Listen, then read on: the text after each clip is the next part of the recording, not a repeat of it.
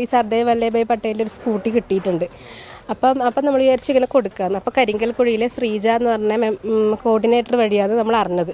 അപ്പോൾ അവർക്ക് ആദ്യം നമ്മളൊരു 320 രൂപേൻ്റെ അഡ്മിഷൻ ഫീസ് എടുത്ത് മെമ്പറാകാൻ വേണ്ടിയിട്ട്.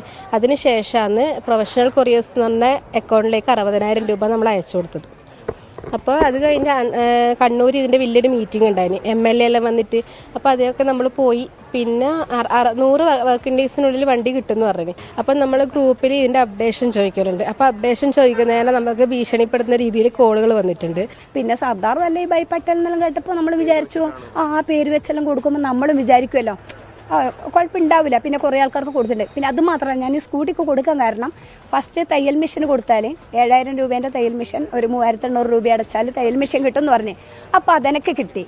അപ്പോൾ സ്വാഭാവികമായും ഒന്ന് കിട്ടി ഞാൻ വിശ്വസിക്കുമല്ലോ. ഇതിനെക്കുറിച്ച് ആദ്യം ഒരു വാർത്ത കണ്ടതിന് ശേഷം ഒന്ന് ടെൻഷനായിട്ട് ഇതിൻ്റെ കോർഡിനേറ്റർ രാജി എന്ന് പറയുന്നവരെ വിളിച്ചപ്പോൾ അവർ പറയുന്നതെന്ന് വെച്ചാൽ നിങ്ങൾ പേടിക്കേണ്ട ആവശ്യമില്ല, വണ്ടി അടുത്ത മാസം ജനുവരിയിലാകുമ്പോഴത്തേനും വണ്ടി ഇറങ്ങും ഉറപ്പാണെന്ന് പറഞ്ഞിട്ട് അങ്ങനെ പറഞ്ഞു. എന്നിട്ട് അതിന് റീഫണ്ടിനും കൊടുത്തില്ല. എന്നിട്ടും പിന്നെ സംശയം, ഈ വാർത്തയും സംശയം എല്ലാം വന്നു കഴിഞ്ഞിട്ട് റീഫണ്ടിന് കൊടുത്തിട്ട് 10-15 ദിവസമായിട്ട് ഞങ്ങൾക്ക് വണ്ടി കിട്ടിയില്ല. അന്നേരത്തേക്കാണ് പത്രത്തിലും TV യിലെല്ലാം ഈ ന്യൂസ് വന്നത്. 10 ദിവസം കഴിഞ്ഞിട്ട് പോകുമ്പോൾ അവർ പറഞ്ഞു ഇപ്പം സാർ ഇങ്ങനെയുള്ളത്, സാറ് ജയിലിൽ നിന്ന് ഇറങ്ങിയിട്ടാകുമ്പോൾ ചെയ്തു തരാമെന്ന് പറഞ്ഞു. അപ്പോൾ സാറിന് ടോട്ടൽ 6 മാസമായി.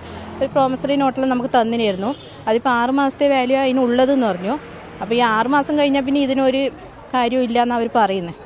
അപ്പോൾ ഇതിപ്പം വണ്ടിയും ഇല്ല പൈസയും ഇല്ലാതൊരവസ്ഥയാണ് ഉള്ളത്.